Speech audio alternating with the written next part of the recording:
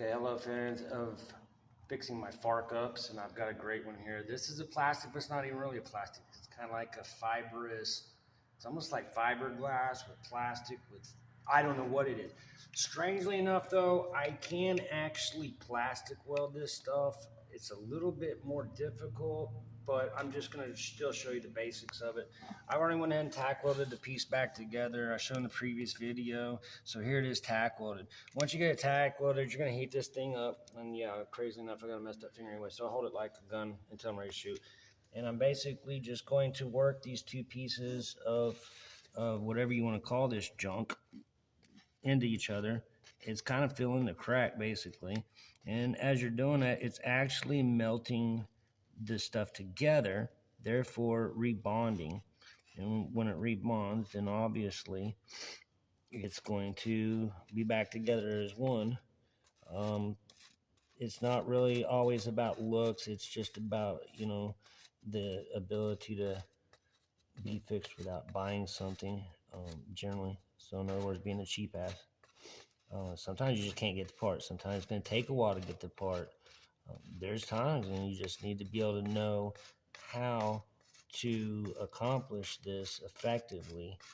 And again, like I said, now this is different, so you'll need to check another of my videos out for actual plastic welding.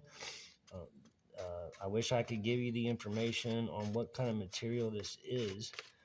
I'll look it up and try and let you guys know. But basically, again, I'm going to heat it up, and then once I've done it like this, and you see I've just marked everything across it, just kind of like making a bridge basically, and just melting the two into each other. That's what I'm doing. See, I'm just make like light circle and then do that, and then make a light circle and then do that, make a light circle and then do that.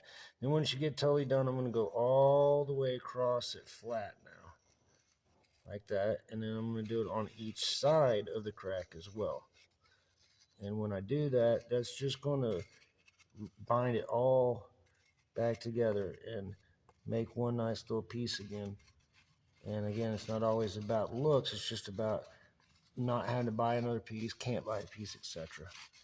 Now, if you just hold this and let that dry, and literally this plastic takes about 30 seconds tops. Within 15 seconds, see, I'm already able to touch it. Do understand if you have the ability to reinforce the backside, do it, because if you don't, there's the crack and it's susceptible to cracking again. Also, when you have pieces like this, look things over thoroughly.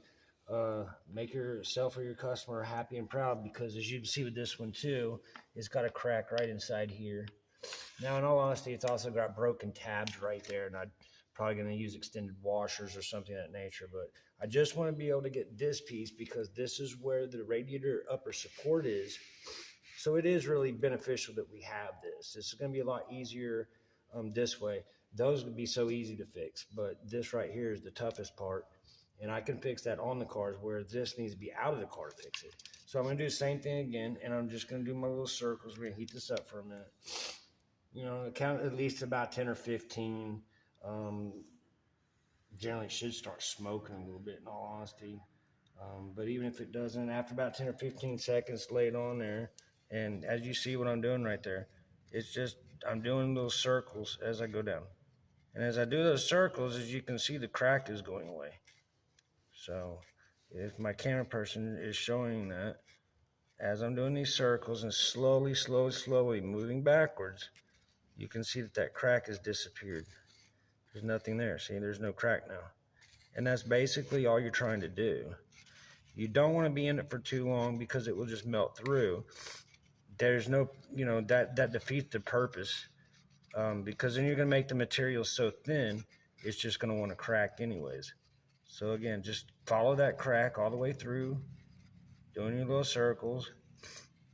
If the heat gets, really like this one's starting to get, you're going to want to move it a little faster, even let it off for a second and use it once it's off. You see how that's filling that crack in a lot easier.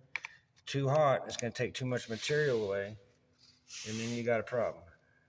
Especially with something like this, because unless you bought a kit or have some spare material like this, whereas you see this for plastic, which is given, you can buy it, or plastic's so easy to come by. With this, you can't just plastic weld anything to anything. It's the same as metals. You got to keep your metals the same. And so trying to use this on here would just, I would just say it's just not going to work, or it's not going to work well. And besides the fact that right now, I wouldn't even consider that, you know, a professional fix.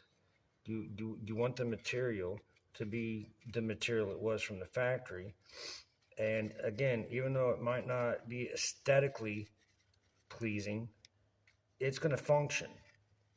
Function is the biggest point a lot of times in repairs.